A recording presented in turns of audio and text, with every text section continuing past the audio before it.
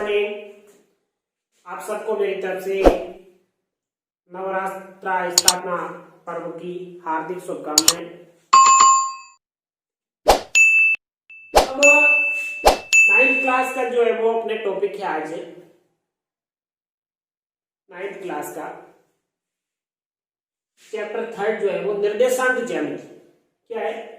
निर्देशांक ज्यामिति।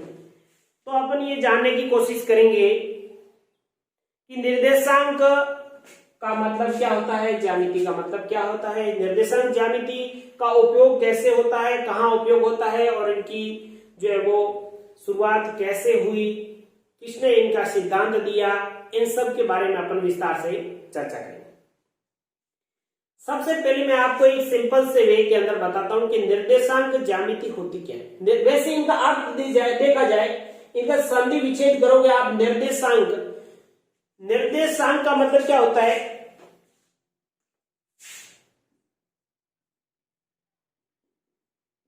निर्देशांक का आप संधि विच्छेद कर अंकों को निर्देशित करना, और ज्यामिति का मतलब होता है जो है वो आकार, जो तल के ऊपर किसी प्रकार की जो आकृति होती है उनको क्या कहा गया? ज्यामिति कहा गया। अब सबसे पहले सिंपल में आपको उदाहरण के अंदर आपको एक बता दूं कि आपका कहीं से भी यदि आप एड्रेस बताते हो अपने मकान का, तो बताने के लिए आपको ये लिखा जाता है कि मकान नंबर 15 और गली नंबर 5, मकान नंबर 15 गली नंबर 5, शास्त्री नगर, बाड़मेर। ऐसे ही अपन जो है वो एड्रेस बताते हैं, अपने मकान का एड्रेस है, या फिर अपनी लेटर के माध्यम से अपने को जो है पत्राचार करना हो तो जो है वो इस प्रकार का अपन एड्रेस लिखते हैं। यदि अपन पत्राचार करते हैं, सबसे पहले राजस्थान की बात कर रही है, तो यदि आउट ऑफ स्टेट से यदि कोई लेटर आ रहा है तो सबसे पहले वो देखता है कि राजस्थान के अंदर भेजना है, राजस्थान से फिर आगे डिस्ट्रीब्यूट होगा है तो उसके बाद में बाड़मेर के बाद में आने के बाद वो जब वो डिस्ट्रीब्यूट करेगा तो उसके अंदर जो उस शास्त्री नगर सर्कल के अंदर कौन सा जो वो डाकिए द्वारा जो है वो सप्लाई की जाती है तो उसको सुपुर्द करेगा। यदि वो डाकिया आगे शास्त्री नगर जाएगा, मकान को नहीं जानता, सबसे पहले वो गली नंबर 5 पहुंचेगा और गली नंबर 5 के अंदर पहुंचने के बाद में वो मकान नंबर 15 ढूंढेगा, तो 15 ढूंढने पर जो है वो क्या कहेगा, वह पहुंच जाएगा। ये उसका सही एड्रेस हुआ और जिनके द्वारा माध्यम से वो पहुंचे। यदि मैं ऐसे रहता हूं कि मैं शास्त्री नगर के अंदर रहता हूं तो आप मुझे नहीं ढूंढ पाओगे क्योंकि शास्त्री नगर लंबा चौड़ा है।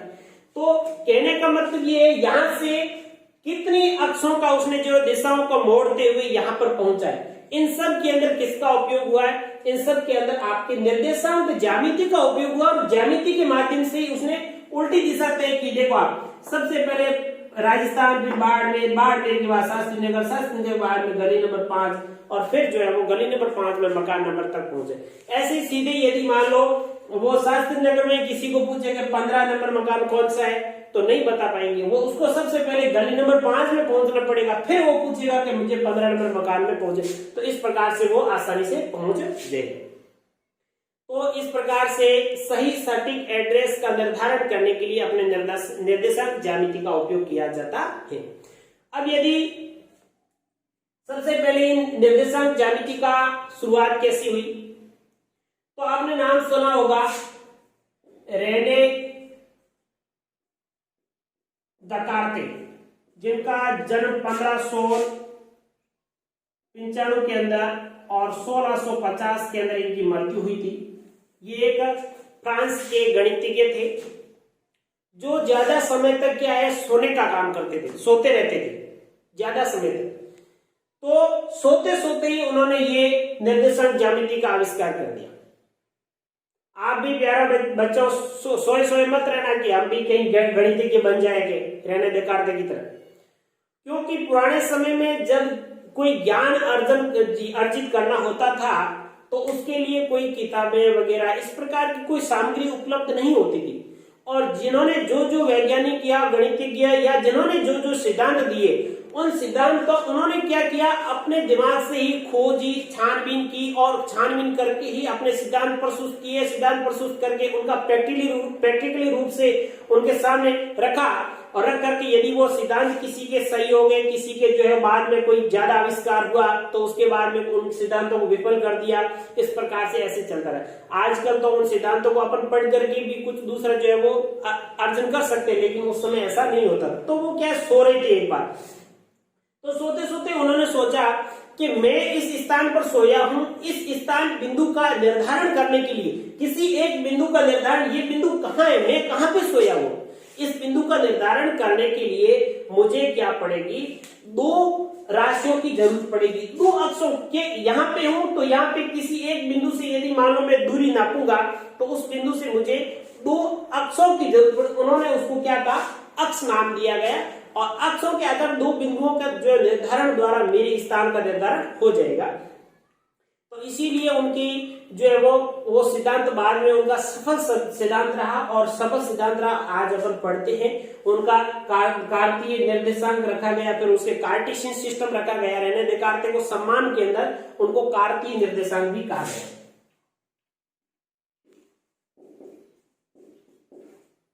कार्तीय निर्देशांक, इनका कार्तीय निर्देशांक कार्टेशियन सिस्टम रखा गया। जो है वो कार्टेशियन सिस्टम क्यों, उनको जो वो रेने देकार्ते के सम्मान के अंदर। तो उन्होंने ये इस प्रकार से उन्होंने निर्धारण किया। निर्धारण करने के लिए उन्होंने ये कहा कि कोई दो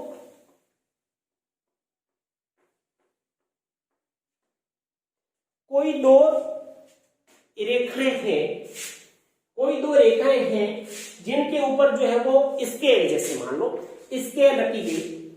उन्होंने स्केल का निर्धारण किया। स्केल के अंदर 0 होगा, 1 होगा, 2 होगा, 3 होगा और 4 होगा। इस प्रकार से 1, 2 और 3 ये स्केल है। इस स्केल के अंदर 0 से एक तरफ मान धनात्मक चलेंगे, दूसरी तरफ मान ऋणात्मक चलेंगे। हालांकि ये स्केल का निर्धारण तो कर दिया, लेकिन वास्तव में ऐसी स्केल अपन जो है वो रियलिटी के अंदर ऐसी स्केल नहीं बना सकते, क्योंकि दूरियां कभी माइनस में नहीं होती। ये तो स्केल आज की जमाने में अपन चल रही, लेकिन माइनस की स्केल सिर्फ अपने जो है वो धरातल के ऊपर जो है वो इनका अपन भौतिक रूप से उपयोग नहीं कर सकते। वो आपने को फिजिकली रूप से यदि उपयोग में लेना है तो ये अपने को, आपको पता है दूरियां कभी जो है वो माइनस में होती नहीं है, उनका निर्धारण नहीं। सिर्फ इसको जो है वो ज्यामिति के अंदर इसका उपयोग कर सकते हैं कि ये दूरियां माइनस के अंदर भी होती है। तो एक इस प्रकार से बनाई और दूसरी उन्होंने ऐसे बनाई। ये भी इसमें 0, 1, 2, 3 और 4 और 1, 2 और 3 और 4। उन्होंने क्या, एक जो इसको कहा गया जो तल के अकॉर्डिंग थी, जो क्षैतिज रेखा, उसको क्षैतिज रेखा नाम दिया। क्षैतिज, ये क्षैतिज रेखा, और ये जो है वो उसके लंबवत रखी गई, इसको कहा गया ऊर्ध्व। और दोनों को एक ही तल के अंदर रखा गया। इसका 0 है और इसके 0 को मिला दिया, ये देखो एक तल बन गया। इसके 0 के ऊपर, इसके 0 के ऊपर रख दिया तो ये आपका तल बन गया। तल बनने से आप देखो ये जो दोनों ही अक्ष हैं, इन अक्षों के ऊपर मैंने तीर का निशान बताया गया। सबसे पहले तीर का निशान क्या प्रदर्शित करेगा कि आपके सामने जितना आपके क्षेत्रफल है उस क्षेत्रफल से बाहर भी जाएगा, मतलब इसका कोई फिक्स जगह नहीं है, आप इसको लंबी चौड़ी कर सकते हो। तीर का निशान ये प्रदर्शित करेगा कि इसको आप अपने बोर्ड, आपका बोर्ड इतना है, बोर्ड के अलावा भी आप जा सकते हो। ये आपकी जो है वो तीर का निशान लगाना अनिवार्य। उसमें ये कहा गया है जो इन दोनों अक्षों का जो मूल बिंदु है, इस मूल बिंदु से जो है वो एक का नाम रखा एक्स एक्सिस और दूसरे का रखा एक्स डैश। जो एक्स डैश होगी वो माइनस वाले मान कहलाएंगे और जो एक्स वाली होगी वो प्लस होगी। इसी प्रकार से इसके ऊर्ध्वाधर जो रेखा है, ये दोनों एक दूसरे की क्या है, लंबवत है। जो ऊर्ध्वाधर रखेगी उसका नाम वाई अक्ष रखा गया। वाई में भी एक तल का नाम उसने रखा, जो धनात्मक है उसको वाई अक्ष रखा, और जो ऋणात्मक, उस तल के अंदर ऋणात्मक भाग है उसको कहा गया जो है वाई डैश अक्ष। इन अक्षों का जो मिलन बिंदु है, जिनको अपन मूल बिंदु कहा गया, मूल बिंदु जो है आपका ये कहलाएगा क्या, 0 0। ये क्या कहलाएगा, मूल बिंदु। तो दोनों ही एक्स अक्ष और वाई अक्ष के मूल बिंदु को क्या कहा गया, मूल बिंदु के जो नाम निर्देशांक क्या रखे गए, तो मूल बिंदु निर्देशांक क्या रखे गए, 0 को रखे गए। इनका नाम एक्स अक्ष और एक्स डैश अक्ष रखा गया। एक्स डैश का मान ऋणात्मक और एक्स का मान धनात्मक। फिर वाई अक्ष और वाई डैश, वाई अक्ष का मान धनात्मक, वाई डैश अक्ष का मान ऋणात्मक। अब इनको जब एक ही तल के अंदर प्रदर्शित किया, तो इस तल के अंदर आप देखोगे ये एक क्या है, एक सर्कल बन रहा है, ये क्या है, एक वृत्त बन रहा है, और इस वृत्त को 4 भागों के अंदर ये विभाजित कर रहा है। वृत्त के 4 भागों के अंदर ये विभाजित कर रहा है। विभाजित करने पर प्रत्येक भाग के अंदर आप देखोगे तो यहाँ पर जो है वो समकोण बन रहा है। इधर देखोगे तो भी समकोण बन रहा है, इधर देखो तो भी समकोण बन रहा है। प्रत्येक के अंदर 90 डिग्री। एक वृत्त के अंदर सर्कल में उसको 4 बराबर भागों में बांटा गया, और 4 बराबर भागों में बांटने पर प्रत्येक भाग के नाम रखे गए। पहला भाग आपका नाम था, उसका नाम क्या रखा गया, चतुर्थांश। प्रत्येक भाग को क्या कहा गया, चतुर्थांश। चतुर्थांश का मतलब क्या होता है, चतुर्थांश मतलब चतुर्थ और प्लस अंश, चौथा भाग। प्रत्येक जो आपका तल था, उस तल को 4 बराबर भागों में बांटा, और 4 बराबर भागों में प्रत्येक भाग को क्या कहा गया, चतुर्थांश कहा गया। उस चतुर्थांश में इसका नाम फर्स्ट चतुर्थांश, सेकेंड, थर्ड और फोर्थ, इस प्रकार से 4 चतुर्थांश रखे गए। अब इन चतुर्थांशों के अंदर चिन्ह देखोगे आप, तो पहला एक्स अक्ष का मान यहाँ पे आप देखो, यहां से एक्स के मान किसमें, धनात्मक, तो पहला मान हमेशा किसका होगा, धनात्मक होगा। उस प्रकार से उनको दर्शाने के लिए ऐसे लिखा एक्स और वाई। मतलब क्या हुआ, इस ब्रैकेट के अंदर किसी बिंदु की स्थिति का निर्धारण करने के लिए एक ब्रैकेट के अंदर आपको 2 संख्याएं, 2 जो है वो अंक आपको क्या बताएंगे, उस बिंदु की स्थिति का निर्धारण बताएंगे। यदि आपको स्थिति का निर्धारण बता रहा है तो उसमें पहला जो मान होगा वो किसका होगा, x का, और दूसरा मान किसका होगा, y का। पहला मान x का, दूसरा मान y का। तो ये जो पहला मान है वो किसका है, प्लस का है, दूसरा मान किसका है, y का। तो पहला मान यहाँ पे देखोगे x अक्ष का मान ये प्लस में है, तो मैंने प्लस लगाया, y का मान भी किसमें, प्लस में, तो ये प्लस प्लस हो गया। दोनों जो पहला जो तल है वो आपका प्रथम चतुर्थांश है, वह पूर्ण रूप से धनात्मक है। सॉरी। उसके बाद में जैसे ही आप दूसरे तल में पहुंचोगे, तो दूसरे तल में पहुंचने पर यहाँ पर आप x के मान देखो माइनस में आ गए, तो मैंने माइनस का चिन्ह लगाया, y के प्लस में आ गए तो ये प्लस लगा दिया, मतलब माइनस और प्लस होंगे। इसी प्रकार से आप तीसरे तल में पहुंचोगे, उस तल के तीसरे चतुर्थांश में, तब आपको देखो x का मान सबसे पहले माइनस में और y का मान भी माइनस, तो ये पूर्ण रूप से तीसरा जो भाग है, चतुर्थांश है, वो पूर्ण रूप से क्या है, ऋणात्मक भाग कहलाएगा। तो दोनों भाग इसमें x और y दोनों के मान माइनस में होंगे। उसके बाद चौथा चतुर्थांश में जब पहुंचोगे तो इसमें प्लस x का मान प्लस के और y के मान माइनस के, ये मान प्लस और माइनस। तो इस प्रकार से ये चिन्ह निर्धारण हुई। चिन्ह के आधार पे आपके सामने कोई भी संख्या लिखी हुई होगी, तो संख्या के आधार पे आप बता सकते हो। मैंने कोई भी संख्या लिखी -4, x का मान कहां आएगा, x का मान -4 कौन से में आ सकता है, तो यहाँ पे x का मान माइनस में, पहला मान माइनस में कौन से में आ सकता है, इसका मतलब ये दूसरे चतुर्थांश में हो सकता है। होगा कि नहीं होगा वो तो निर्भर करेगा दूसरे y के मान पर, और y लेकिन x का मान माइनस यहाँ भी हो सकता है और यहाँ भी हो सकता है। इसका मतलब दूसरे और तीसरे के अंदर कोई भी में हो सकता है, तो अपन उसका स्थान का निर्धारण आसानी से कर सकते हैं। दूसरा इन्होंने क्या कहा था, एक भुज और कोटि। भुज और कोटि, भुज किसको कहा गया, भुज और कोटि, x अक्ष को भुज कहा गया और y अक्ष को क्या कहा गया, कोटि कहा गया। ये दोनों मान होंगे वो x और y इस प्रकार से लिखे होंगे। पहला मान जो होगा ये x का होगा, इसको कहा गया भुज, और दूसरा y का होगा, इसको कहा गया कोटि। तो आपसे यही पूछा जा सकता है कि भुज कितना है या कोटि कितनी है, ऐसे कई बार सवाल पूछे जाते हैं। तो ये भुज कितना है, उसका कोटि कितनी है, तो भुज और कोटि का निर्धारण जो है वो आप किसके माध्यम से करोगे, भुज और कोटि का जो है वो निर्धारण आप जो है वो x और y के मान से कर सकते हैं। चलिए, तो इस प्रकार से आपके x अक्ष और y अक्ष का निर्धारण हो गया, उनको कौन से कितने भागों में बांटा गया ये हो गया, उसके बाद उनके क्या नाम रखे गए और किस निर्देशांक अंगों को प्रदर्शित किसी बिंदु की स्थिति का निर्धारण करने के लिए आप किसी बिंदु पर जब पहुंचते हो तो उस बिंदु की वैल्यू क्या दे रखी होगी, ये ऐसे ब्रैकेट में लिखा होगा मान, उसके आधार पर अपन उस बिंदु की स्थिति का निर्धारण कर सकते हैं। इस प्रकार से आपको जैसे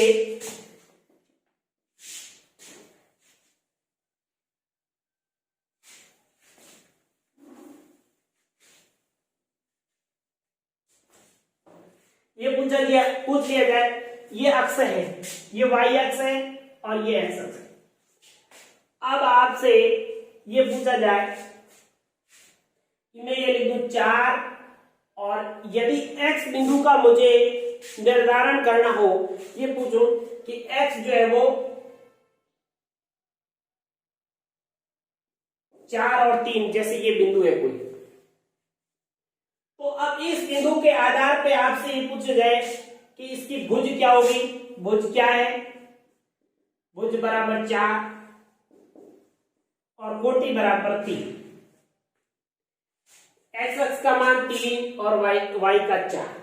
अब आपसे ये पूछ लिया जाए कि x अक्ष से दूरी, x अक्ष से दूरी, y अक्ष से दूरी और x अक्ष पर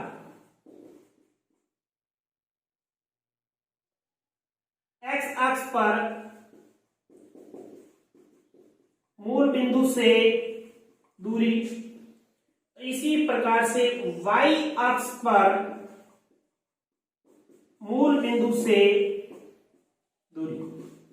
ये 4 प्रश्न। मैंने कहा x अक्ष से दूरी। अब सबसे पहले जो ये 3, 4 और 3 आपका बिंदु कहां पे है, देखिए 4 और 3, ये 4 और ये 3, यहां पे ये कहीं बिंदु है। अब 4 और 3 मैंने बताया यहां पे है, तो इसकी आप देखोगे तो 4 और 3, मैंने पूछा x अक्ष से दूरी कितनी है, x अक्ष तो ये है और x अक्ष से ये कितना दूर है, तो ये दूरी नापने के लिए आपको किसका उपयोग करना पड़ेगा, कौन सी अक्ष का उपयोग करना पड़ेगा, मुझे y अक्ष का उपयोग करना पड़ेगा। तो x अक्ष तो ये है, x अक्ष से y दूरी ये कितनी है, y का मान कितना है, 3 है, तो इसका मतलब कितना हो गया, x अक्ष से दूरी कितनी है, 3। y अक्ष से दूरी, ये y अक्ष ये है, y अक्ष से ये कितने दूर है, मतलब x अक्ष पर स्केल का मान कितना, 4, तो ये हो गया 4। x अक्ष पर मूल बिंदु से दूरी, प्रश्न को समझना, x अक्ष पर मूल बिंदु से दूरी कितनी है, x अक्ष पर मान कितना है, 4 है, x अक्ष पर मूल बिंदु से ये दूरी क्या रहेगी, ये दूरी कितनी होगी, 4 होगी, तो x अक्ष पर मूल बिंदु से दूरी बराबर 4। प्रश्न को घुमा फिरा के इस प्रकार पूछा जाता है, तब कंफ्यूजन हो जाते हैं। अब अपन उसने x अक्ष से दूरी पूछी है, लेकिन अपना दिमाग सबसे पहले कहां जाएगा, x अक्ष का मान क्या है, इसमें देखिए 4 है तो 4 आंसर कर लो, जबकि वो गलत हो जाता है। y अक्ष पर मूल बिंदु से दूरी, y अक्ष ये, y अक्ष से मूल बिंदु की दूरी, y अक्ष से मूल, y पर मान कितना है, 3 है, दूरी कितनी हुई, 3, तो ये मिलेगी 3। तो ये कुछ बिंदुओं की दूरियां ज्ञात करने का था। अब आपकी ये दूरियां, उसके बाद में आता है स्थिति का निर्धारण करना, किसी बिंदु की स्थिति का निर्धारण करना।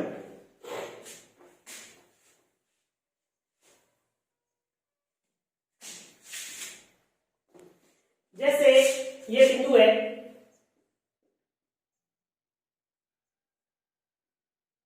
देखो 4 और 0,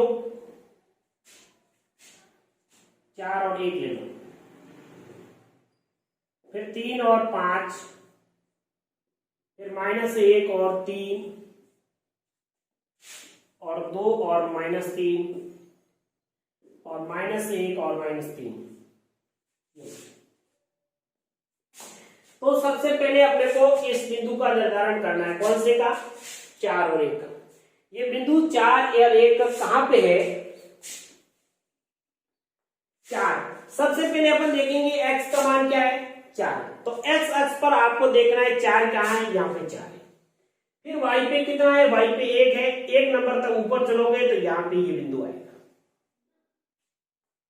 और यहाँ पे इस बिंदु के पास में आप देखोगे 4 और 1। क्या लिखोगे, 4 और 1। तो 4 और 1 ये इस बिंदु का स्थान निर्धारित हुआ। उसके बाद में आता है 3 और 5। तो आप x अक्ष पर देखोगे 3 कहां पे है, यहाँ पे है, और 5 कहां है, y का मान 5 बहुत ऊपर है यहाँ पे। तो क्या हुआ मान, 3 और 5, 3 और 5। उसके बाद में -1 और 3।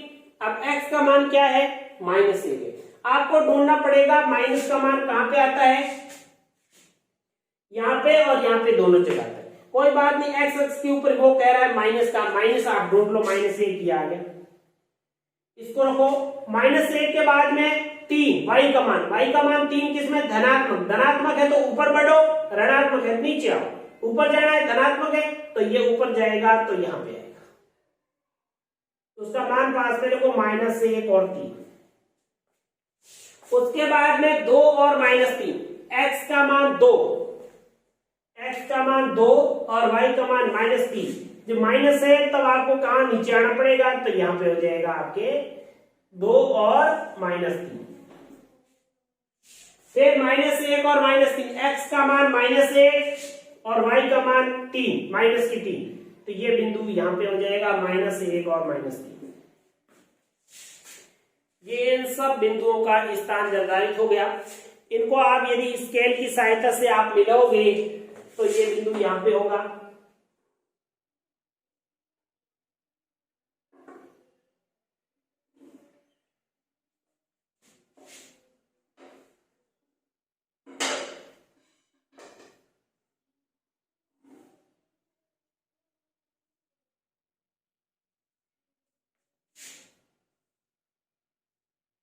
इस प्रकार से ये बिंदु का स्थान निर्धारित हो गया। तो स्थान निर्धारण के लिए सबसे पहले आपने को जरूरत किसकी पड़ी, चिन्ह की जरूरत पड़ी। सबसे पहले आगे संख्या क्या है उससे कोई मतलब नहीं।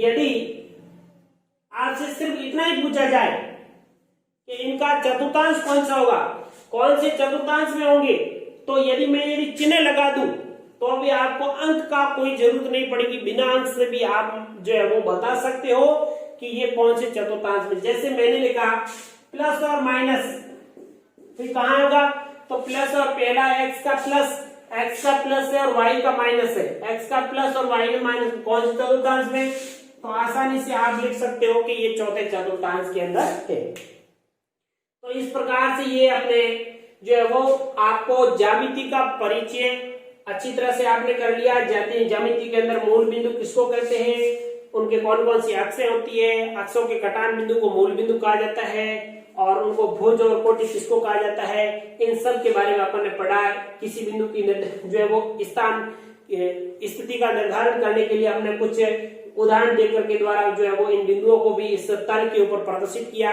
अब ऐसे ही आपके कुछ क्वेश्चन है जिनको अपन हल करते हैं।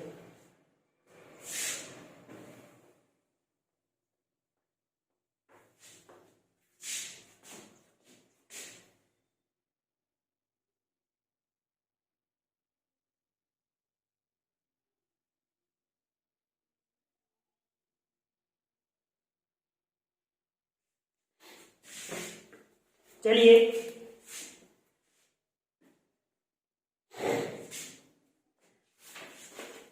प्रश्नावली 3.1 में कुछ नहीं करना आपको। एक अन्य व्यक्ति को आप अपने अध्ययन में मेज पर रखे टेबल लैंप की स्थिति किस तरह से बताएंगे। एक अन्य व्यक्ति अपने अध्ययन मेज पर रखे टेबल लैंप की, टेबल है, टेबल के ऊपर लैंप की स्थिति का निर्धारण करना है। तो आप कैसे बताओगे कि ये कहां पे है। तो आपको सबसे पहले जो आपकी टेबल है, इस टेबल को मुख्य रूप से जो है वो 4 भागों में बांट दोगे। क्या प्रश्न है पहला, कि आपकी टेबल के ऊपर लैंप रखा हुआ है और उस लैंप की स्थिति का निर्धारण करके आपको बताना है किसी अपने फ्रेंड को, अपने पिताजी को, किसी को, तो आप कैसे बताओगे? तो क्या करोगे आप आपकी टेबल है, टेबल को सबसे पहले 4 बराबर भागों में बांट के उसके अंदर अक्षों का निर्धारण कर दो, और अक्षों का निर्धारण करने के बाद में उसके ऊपर आप स्केल बनाओ, और स्केल बना करके अब आपका लैंप, ये आपकी टेबल है, इस टेबल के ऊपर कहीं भी ये लैंप पड़ा है आपको, मान लो यहाँ पे लैंप है, तो इस लैंप का निर्धारण करने के लिए आप अपने जो वो अक्षों में विभाजित करके अपनी टेबल को उसके बराबर भागों में बांटोगे, पूरी स्केल बनाओगे। स्केल बन एक जैसे इस प्रकार से बराबर भागों में बांट के मैं स्केल बना देता हूं।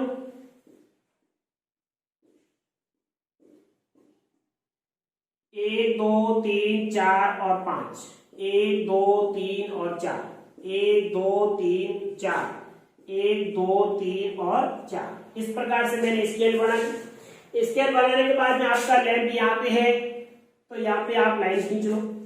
अब ये मैं 3 और ये जैसे मान लो ये 4 है, ये 4 के बराबर नहीं आ रहा है, तो कोई बात नहीं, जहां पे आई उसको जबरदस्ती नहीं ले जाना है आपको। यहाँ पे कितना हो रहा है मान आपका 3.5 हो रहा है, और x का मान 4 हो रहा है, तो x का मान पहले लिखोगे और y का मान बाद में लिखोगे, मतलब x 4 और y आपका 3.5। तो ये आप टेबल के ऊपर स्थिति का निर्धारण इस प्रकार से आप जो है वो बता सकते हो। तो अपनी कॉपी में इस प्रकार से आप बना करके आप आसानी से बता सकते हो।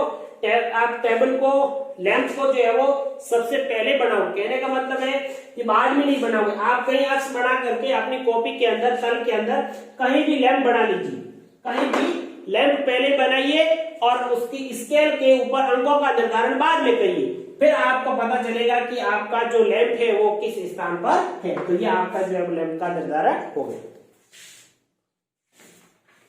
दूसरा प्रश्न है, एक सड़क योजना है, एक नगर में 2 मुख्य सड़कें हैं जो नगर के केंद्र पर मिलती है। ये जो 2 सड़कें उत्तर दक्षिण दिशा में, पूर्व पश्चिम की दिशा में, नगर की अन्य सभी सड़कें इन मुख्य सड़कों से समांतर परस्पर 200 मीटर की दूरी पर है। प्रत्येक दिशा में लगभग 5 सड़कें 1 सेंटीमीटर बराबर 200 मीटर का पैमाना लेकर अपनी नोटबुक में नगर का एक मॉडल बनाइए और सड़कों को एकल रेखाओं से निरूपित कीजिए। इस प्रकार से आप अपने मोहल्ले का भी जो है वो इस प्रकार से लेकर के, और मोहल्ले का जो है वो अपने कॉपी के अंदर जो है वो बना सकते हो। प्रत्येक स्केल भी लोगे और स्केल लेकर के इस तल के ऊपर प्रत्येक गली वगैरह सब का निर्धारण कर सकते हो।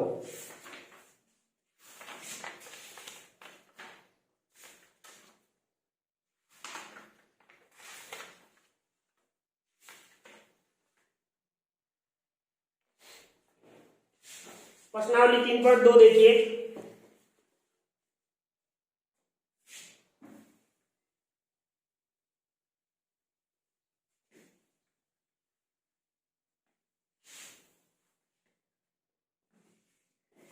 निम्नलिखित प्रश्नों में से प्रत्येक प्रश्न का उत्तर दीजिए।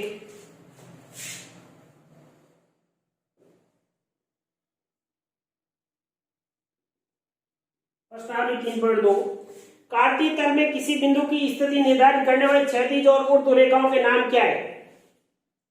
कार्तीय तल में, यह आपका कार्तीय तल है, इसमें किसी बिंदु की स्थिति निर्धारित करने वाली क्षैतिज और ऊर्ध्व, क्षैतिज रेखा को और ऊर्ध्व रेखा के नाम क्या है? एक्स अक्ष और वाई अक्ष। क्या है? एक्स अक्ष और वाई अक्ष। इन दोनों रेखाओं के से बने तल के प्रत्येक भाग का नाम, पहला आपके हो गया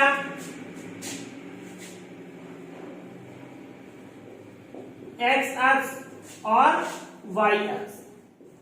अब इन तल द्वारा बने गए प्रत्येक भाग के नाम क्या है? प्रत्येक भाग को क्या कहा गया? चतुर्थांश। क्या कहा गया? चतुर्थांश।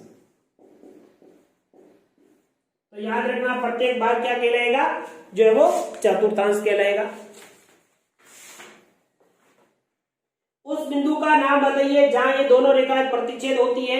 ये दोनों रेखाएं जिस बिंदु पर मिल रही है उसका नाम क्या है? मूल बिंदु। क्या है? मूल बिंदु। तो इसका आंसर हो गया आपके मूल बिंदु। प्रश्न संख्या ये आपकी फर्स्ट कंप्लीट हो गया। प्रश्न संख्या सेकंड देखिए, आकृति में देख करके निम्नलिखित के जो है वो बताइए। आकृति है और आकृति के अंदर आपको निर्धारण करना है और निर्धारण करके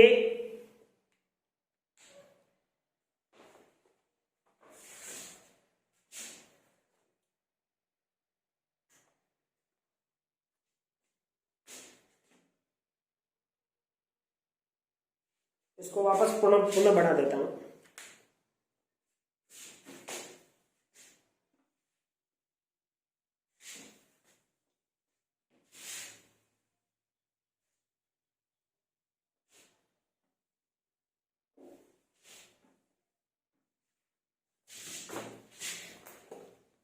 तो सबसे पहले आपके है 5 -5 और 2, -5 और 2 ये बिंदु यहां पे होगा, इसका नाम है बी। फिर दूसरा है 6 और 2, 6 और 2, 6 2, इसका नाम जो है वो आपके है डी। उसके बाद में -5 और -3, -5 और -3 ये बिंदु आपके यहां पे, इसका नाम है एच। ये बिंदु -3 पर है एम,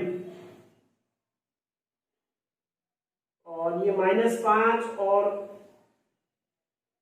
-3 और -5 ये बिंदु आपके होगा यहाँ पे, इसका नाम है ई।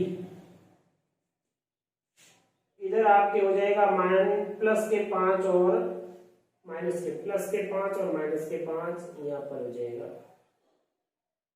सी।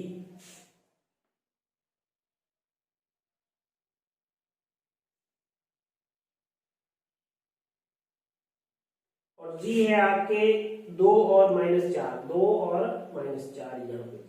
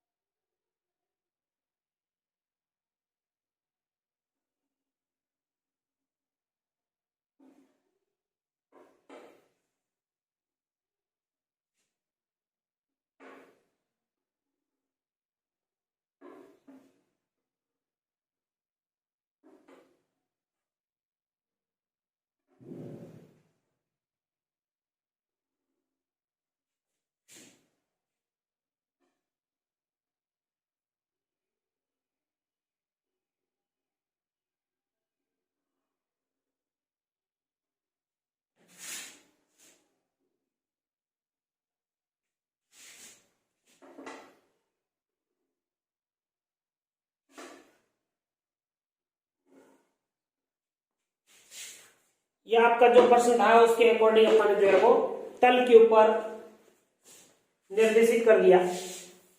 अब इसके अंदर प्रश्न क्या क्या पूछे गए देखिए। प्रश्न पहला प्रश्न पूछा गया बी के निर्देशांक बताइए। बी के निर्देशांक, बी के निर्देशांक क्या है?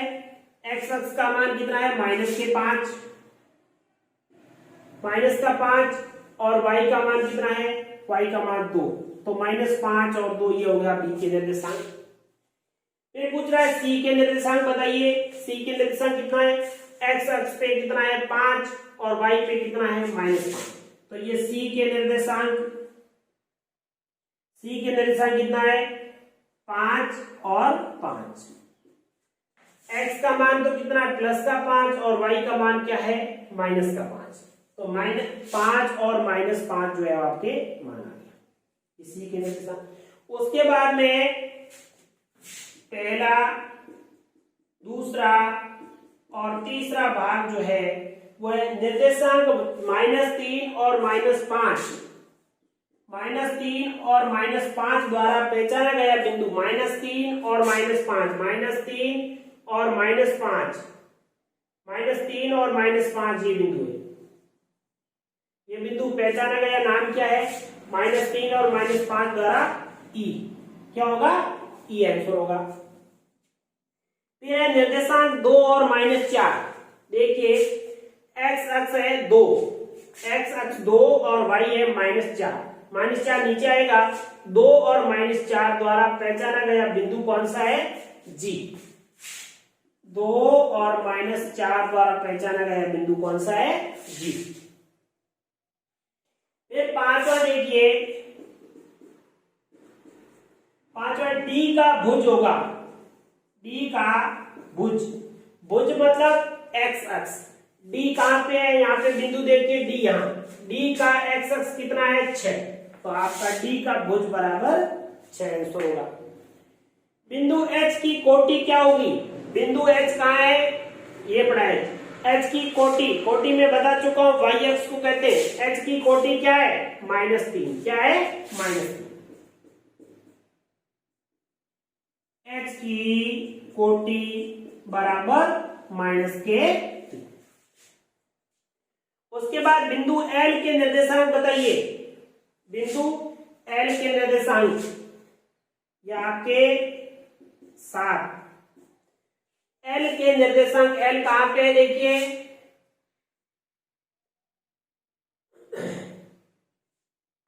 डायग्राम में देखो एल कहां बना हुआ है? जब 5 के ऊपर है, ऊपर यहां पे बना हुआ है एल। तो एल के निर्देशांक पूछ रहा है। एल के निर्देशांक क्या होगा? एक्स अक्ष का मान क्या है एल का? एक्स अक्ष तो बिल्कुल अपनी जगह भी है।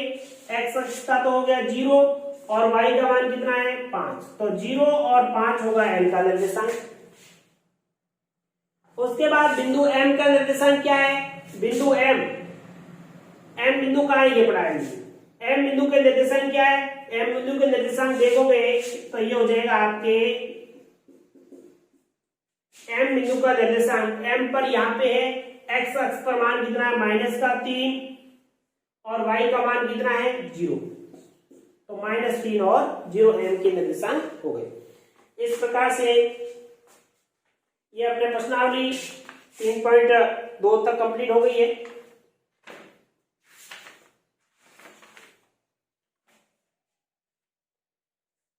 अगली देखिए 3.3।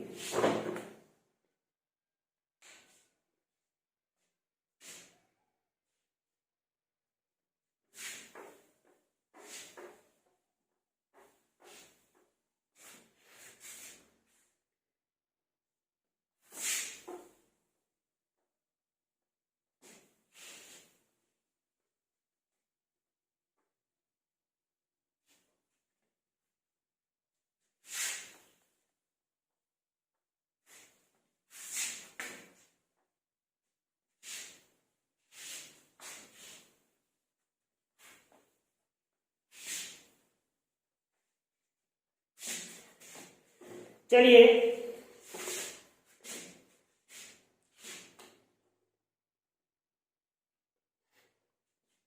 किस चतुर्थांश में या किस अक्ष पर -2, 4, -3, -1, -1, 2 और 1 तो 3, और 5 स्थित है?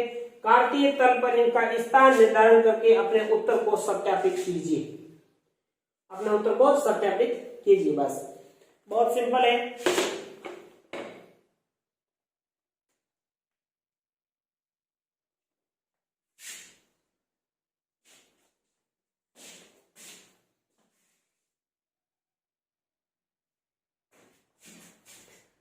चलिए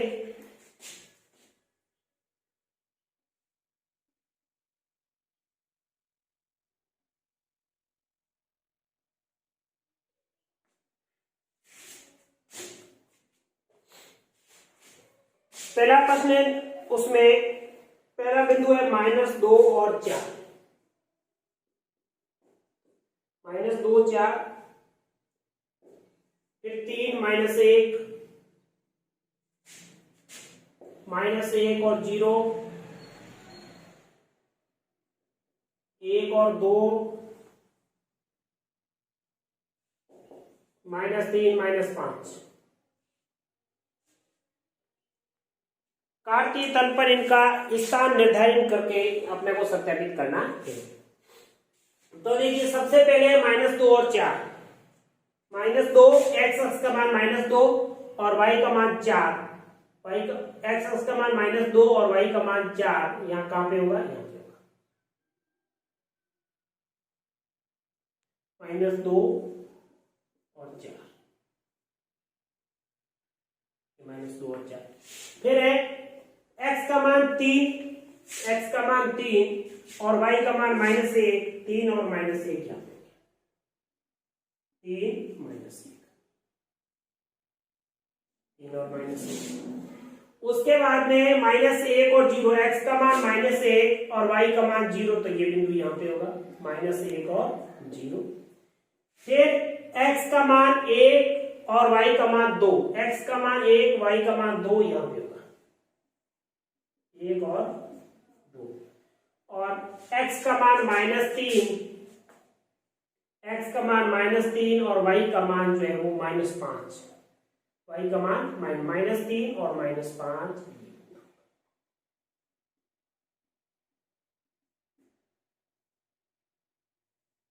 -3 ये कार्तीय तल पर ऐसे आपको बना करके और स्थान निर्धारित करके बताना है कि ये जो है बिंदु कहाँ पे है, ये बिंदु कहाँ है, इनके नाम देना A, B और C, D और E।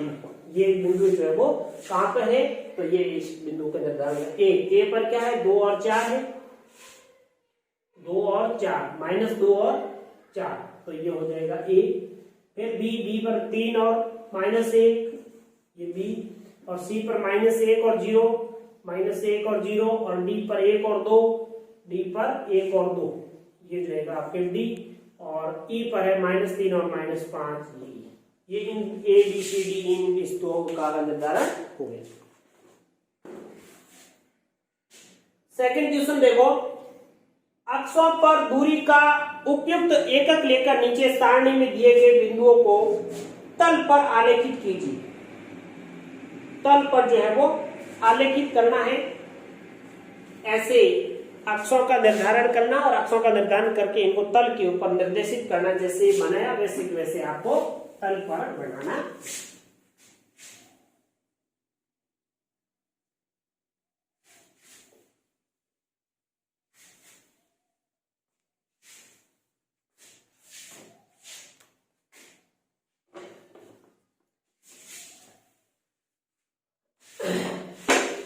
सबसे पहले आप ग्राफ पेपर को 4 बराबर भागों के अंदर बांट दीजिए। उसको तल को 2 ऐसे भागों में बांटोगे और तीर का निशान लगाना मत भूलिए। एक्स अक्ष, एक्स डैश, वाई और वाई डैश, 1 2 3 और 4, 1 2 3 और 4, इधर 1 इधर 2 इधर 3 इधर 4, तो वापस 1 2 3 4 और 5। ये मान माइनस के अंदर है, आपको मालूम हो तो। और ये भी जो है वो x के मान जो है वो ये भी किसमें होंगे, माइनस के अंदर होंगे। अब आपके बिंदु क्या क्या है, उन बिंदुओं को देखते हैं अपन। पहला है x y,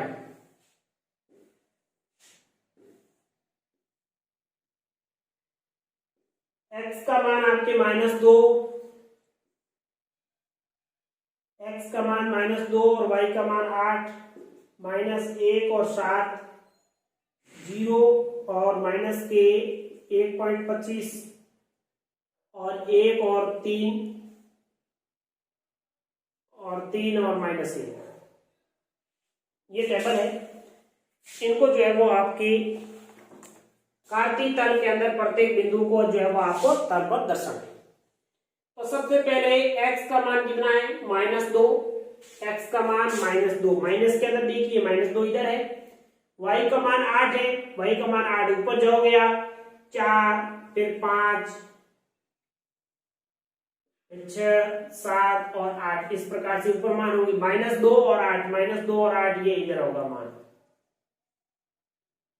-2 और 8। उसके बाद में x का मान -1, x x का मान -1, y का मान 7, y का मान 7 यहाँ पे होगा,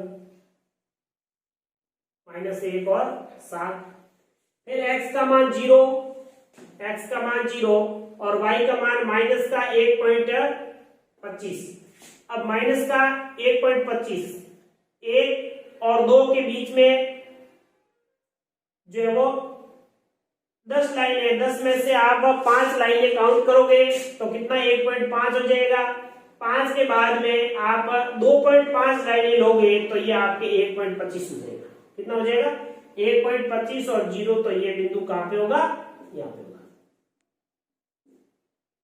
सॉरी 0 और 1.25, 0 और 1.25।